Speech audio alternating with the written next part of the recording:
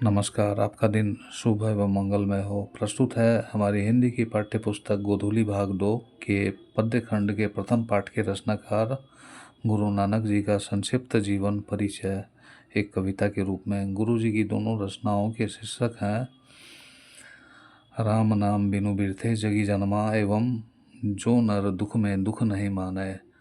मेरी इस रचना का एकमात्र उद्देश्य आप सभी विद्यार्थियों को उन तथ्यों से सरल एवं रोचक ढंग से परिचित कराना है जिनसे बारंबार परीक्षा में प्रश्न पूछे जाते हैं। सिख धर्म का उपहार इस संसार को दिया गुरु नानक ने। गांधी जी से 4 शताब्दी पूर्व जन्म लिया गुरु नानक ने। तलवंडी ग्राम जिला लाहौर था इनका जन्म स्थान। नानकाना साहब अब कहलाता है गुरु की महिमा महान। पिता कालूचंद खत्री, माता तृप्ता और पत्नी सुलक्षणी पाई।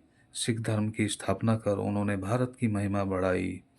पिता ने चाहा व्यवसायी बनाना पर मन इनका भक्ति में लग गया। कर्मकांड का विरोध कर गुरु ने निर्गुण ब्रह्म की भक्ति का प्रचार किया। मक्का मदीना तक यात्रा की और बहुत किया देश का भ्रमण। बाबर से भी भेंट की जिसने स्थापित किया मुगलों का शासन।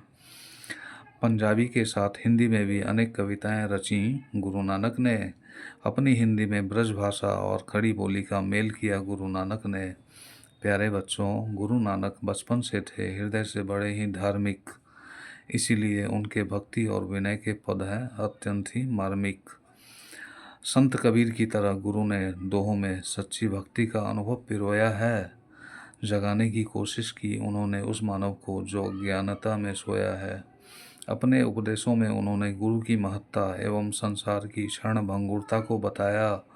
ब्रह्म की सर्वशक्तिमत्ता, नाम जप की महिमा और प्रभु की सर्वव्यापकता को समझाया। 1604 ईस्वी में 5वें सिख गुरु अर्जुन देव ने भक्तों पर किया अनुग्रह। गुरु ग्रंथ साहिब के नाम से प्रसिद्ध हुआ, संकलित किया वह संग्रह। गुरु जी की सबसे प्रसिद्ध रचनाएं थीं जपू जी, आषाढ़ी वार, रही रास, सोहिला। भक्ति साहित्य की अच्छी रचनाओं का गुरु जी ने बढ़ाया सिलसिला। आया जब सन 1539 वाह गुरु कहते हुए अपना प्राण उन्होंने त्याग दिया, परंतु धर्म और भक्ति की दुनिया में गुरु नानक नाम को अमर किया। पंजाबी मिश्रित ब्रज भाषा में पद रचे, प्रभु की भक्ति में खुद को डुबाया। हिंदी की निर्गुण भक्ति धारा में गुरु ने बहुत ऊंचा स्थान बनाया।